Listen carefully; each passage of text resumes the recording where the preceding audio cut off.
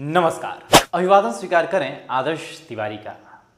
मुंबई पर 26 नवंबर 2008 को हुए आतंकवादी हमले के एक प्रमुख दोषी तहव्वुर हुसैन राणा को अमेरिका से आज हमले के ठीक 16 साल 4 महीने और 15 दिनों बाद भारत लाया गया। राणा ने अमेरिका से प्रत्यर्पण से बचने के लिए तमाम तरह के दांव चले थे, पर इस आतंकी की एक चालाकी न चली।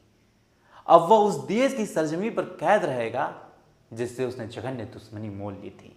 यह पढ़ा लिखा आतंकी पाकिस्तान में जन्मा है, पर कनाडा का नागरिक है। अमेरिका में भी वह जेल में सजा काट रहा था, लेकिन अब वह भारत में एनआईए के हवाले रहेगा। उससे विस्तार से पूछताछ होगी और आतंकी हमले से जुड़े कुछ सवालों के जवाब भी मिल सकेंगे। भारत की यह पुरानी कोशिश रही है कि 26/11 के दोषियों को यथोचित सजा दिलाए। हालांकि इसमें पहले ही काफी विलंब हो चुका है। भारत की व्यावसायिक राजधानी पर जिस तरह से निर्मम हमला हुआ था, उससे एक एक दोषी को सजा मिलनी चाहिए। 10 आतंकवादियों ने मिलकर 175 निर्दोष लोगों की हत्या कर दी थी। 9 आतंकी तो हमले के दौरान ही मारे गए थे और एक आतंकी अजमल कसाब को बाद में फांसी हुई थी। अमेरिकी राष्ट्रपति डोनाल्ड ट्रंप ने पहले ही यह ऐलान कर दिया था कि मुंबई पर हुए हमलों के साजिशकर्ता तहव्वुर राणा को भारत प्रत्यर्पित कर दिया जाएगा।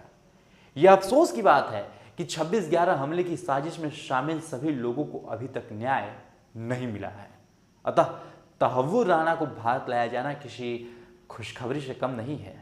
आपको बता दें, राणा ने अमेरिकी अदालतों में प्रत्यर्पण को रोकने की कोशिशें की थीं, लेकिन वो सफल नहीं रही।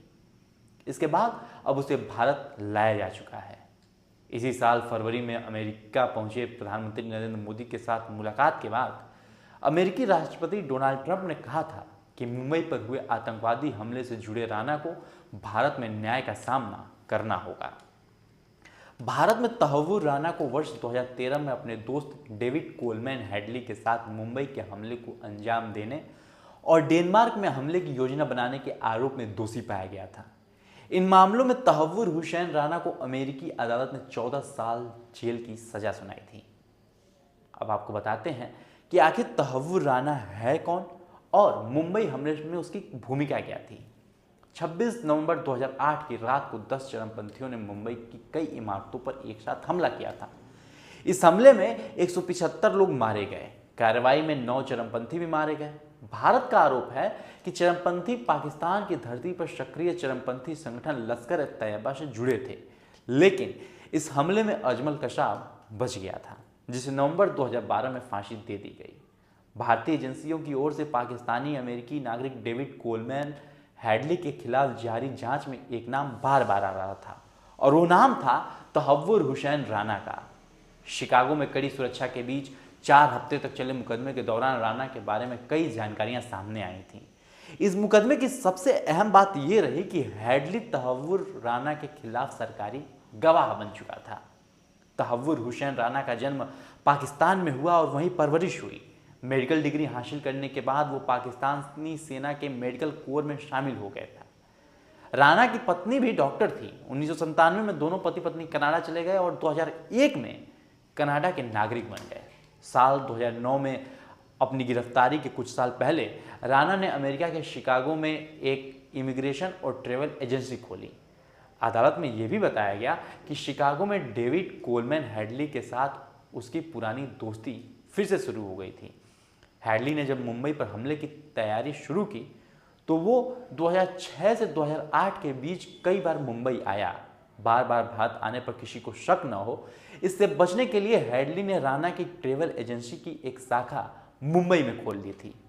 अदालत को यह भी बताया गया था कि राणा पाकिस्तान चरमपंथी संगठन लश्कर-ए-तैयबा के इशारे पर यह सब कर रहा था। ध्यान होगा आपको कि मुंबई हमले में 6 अमेरिकी नागरिक भी मारे गए थे और इन अमेरिकी नागरिकों को मारने की मदद करने सहित 12 आरोपों पर राणा को सजा मिली। लश्कर ने 2005 में मुंबई और कोपेनहेगन में एक साथ चरमपंथी हमले की योजना बनाई थी। इन दोनों योजनाओं में राणा की भी हिस्सेदारी थी। साथ ही राणा हेडली और लश्कर के साथ मुंबई पर हमले में मदद करने तक सीमित था, लेकिन डेनमार्क वाले मामले में दोनों ने खुद हमले की योजना बनाई थी और उसका अंजाम देने डेनमार्क के लिए रवाना होने ही वाले थे, लेकिन उससे पहले ही शिकागो हवाई अड्डे पर उसे पकड़ लिया गया था। बहरहाल अब राणा भारत आ चुका है। अब जो भारत की पूछताछ में जो नए तथ्य सामने आएंगे, उनका फायदा भविष्य के आतंकवाद विरोधी अभियान में हो सकेगा। राष्ट्रीय सुरक्षा सलाहकार अजीत डोभाल और गृह मंत्रालय के वरिष्ठ अधिकारी अगर इस पूरे मामले पर नजर रख रहे हैं तो ये स्वाभाविक भी है।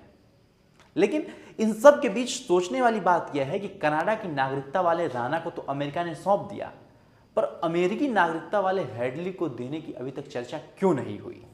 यह भी गौर करने की बात है कि भारतीय जांच एजेंसी वर्षों पहले हेडली से एक बार पूछताछ कर चुकी है, जबकि राणा से अभी पूछताछ का कोई मौका हाथ नहीं आया है।